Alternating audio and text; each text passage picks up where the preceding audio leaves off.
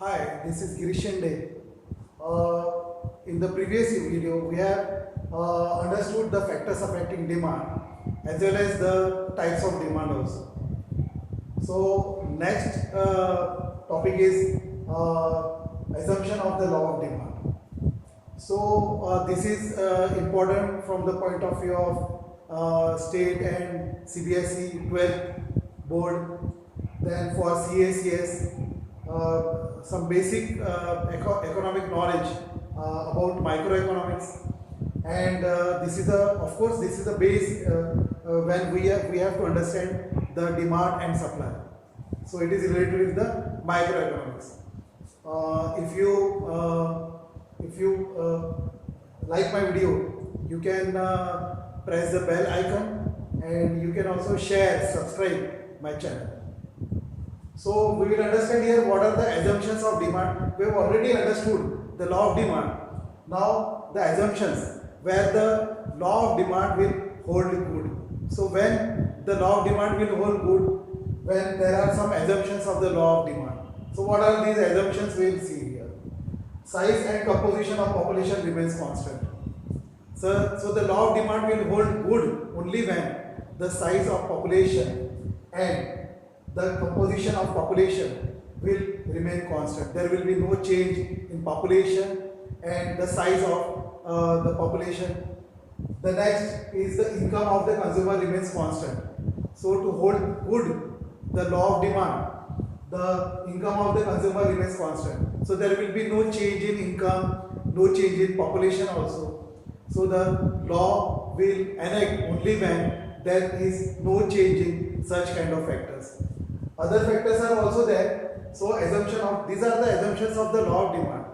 The law of demand will not change, or it will have a perfect, it will have a relationship between the price and demand, only inverse relationship, when there will be no change in such kind of factors. Then the next is taste and habit. Taste and habits will remain constant. There will be no change in taste habits. So the law of demand, these are the assumptions of the law of demand. So every law, it has assumptions, and those assumptions should not be changed. That's why it holds the good of that law of demand.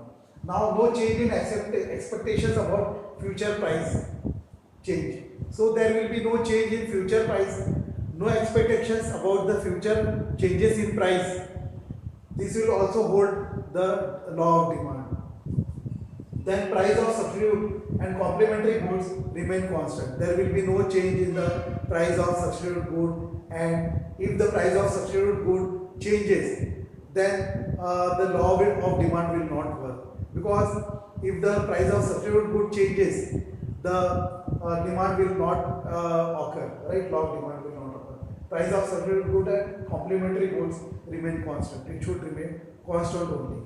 If the price of substitute good changes, the demand will also change, right? Then government policy should also remain constant. So I can say directly, there will be no change in size and composition of population, no change in income of the consumer, no change in taste habits, it should remain constant. Then no change in expectation about the future price. Then there will be no change price of substitute and complementary goods, no change in government policy. These are all the assumptions of the law of demand. So the only when the law of demand will work, it will hold good when there are assumptions of the law of demand, right? So we will understand next what are the exceptions to the law of demand. These are the assumptions, and we have to understand the exceptions to the law of demand also. So the first exception I am going to let you know. So the exceptions to the law of demand, there are 7 exceptions I have written on the board. The first exception is the Giffen's good. So Giffen's good is also called inferior goods, and I'll make you understand what is Giffen paradox. It is also known as Giffen's paradox. Giffen observed that in England, some people, they were preferring bread and meat. So meat is the costliest product and bread is a cheaper product. So when there is a fall in the price of meat, they should use to purchase the bread. They should shift their the price from meat to bread. So here what happened?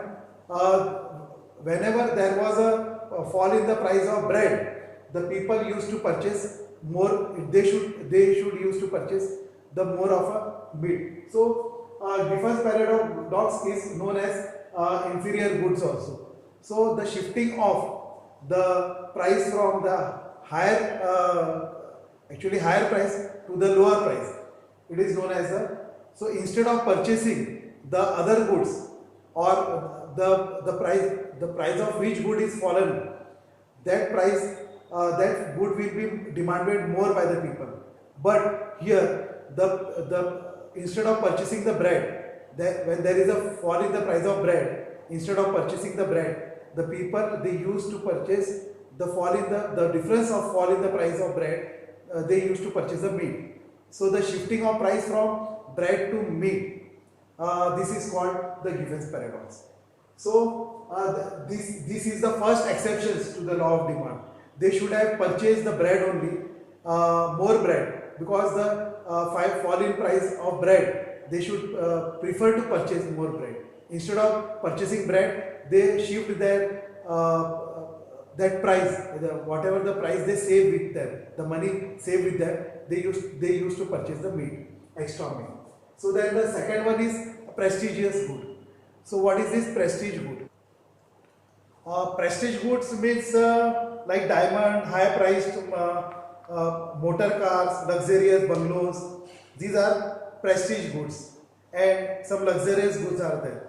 So when there is a increase in the price of diamond or gold, then car, the people used to purchase more of that commodity, because they used to purchase those commodities to show the prestige.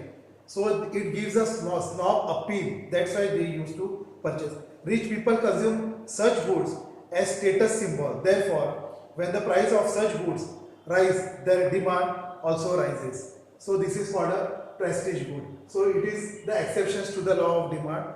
It is against the law of demand, because when the price of the goods increases, less will be the demanded. But here the demand is more, because they are rich people and they wanted to get the snob appeal.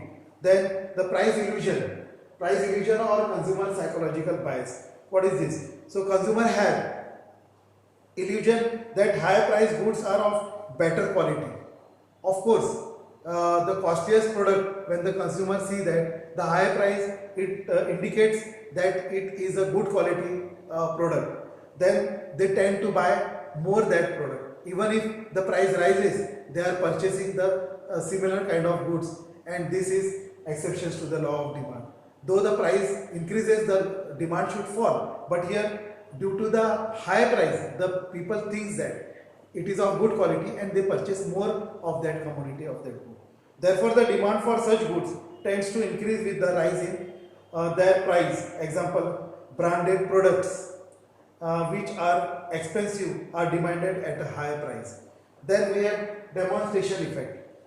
The tendency of the income group, the tendency of the low income group to imitate the consumption pattern of high income groups is known as demonstration effect. Again I repeat, the tendency of low income group to imitate the consumption pattern of high income groups is known as demonstration effect.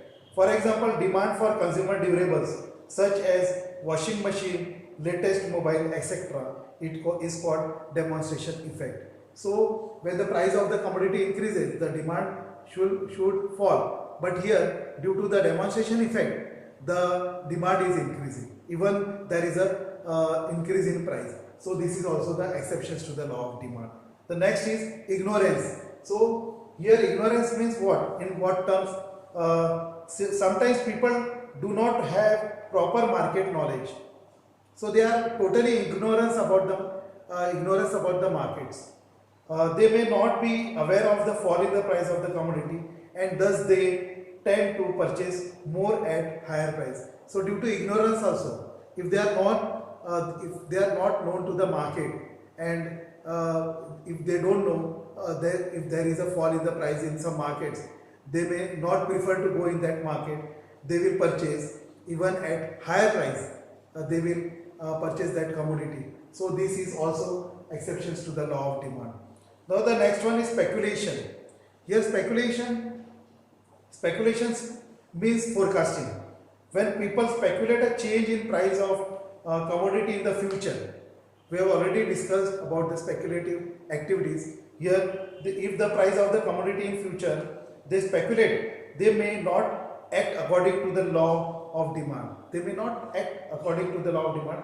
People may tend to buy more at rising price. Even the price is rising, the people will demand more. When the anticipate further price rise, for example, in the stock market, people tend to buy more share at rising price. Even if price of some goods like sugar, oil, etc. raising before Diwali, people go on purchasing more of these things at rising price because they think that price of that commodity may increase further during the Diwali vacation. So the rise in future price, the people may tend to purchase more of that commodity because as they are going to the prices of that commodity are going to increase more and more, so they will prefer, even at the increase in the price of that commodity, the people are demanding more and more commodity. This is also the exceptions to the law of demand. Then habitual goods. As we have discussed about the habitual goods, due to habit of consumption, certain goods like tobacco, cigarettes, etc. are purchased even if prices are rising. Thus, it is an exception to the law of demand. Even if the price of the commodity of cigarette and the tobacco is increasing due to the habits they wanted to satisfy, the demand for that commodity will increase even there is an increase in the price. So these are all exceptions to the law of demand. To understand the law of demand more clearly, we should also know the assumptions as well as exceptions to the law of demand, as I have discussed in this topic. So here, I think if you like my video, you can subscribe and you can share also, and you can press the bell icon so that you can watch my upcoming videos. So thank you very much remaining with me.